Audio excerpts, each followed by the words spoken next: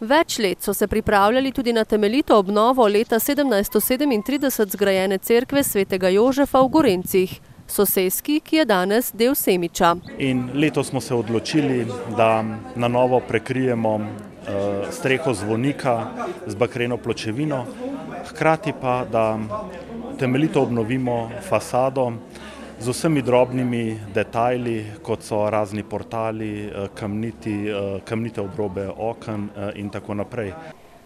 To pa zahteva precej denarja. Precejšen del bo prispevala tudi semiška občina, vse ostalo pa je pač odvisno od iznajdljivosti in zavzetosti same soseske. Krajani so s prostovoljnim delom opravili veliko dela. Tako smo opravili ves star omet, smo sami odstranili enako barvo in oprali vse stene, premazali z utrdilno tekočino.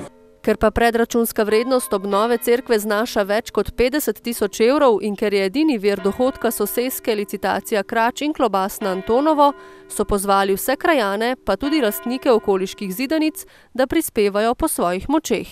Pripravili pa so tudi dobrodelni koncert. Dvorana Semiškega kulturnega centra je bila polna do zadnjega kotička. Vsi nastopajoči so se odrekli honorarju in tako jim je uspelo zbrati okrog 4 tisoč evrov.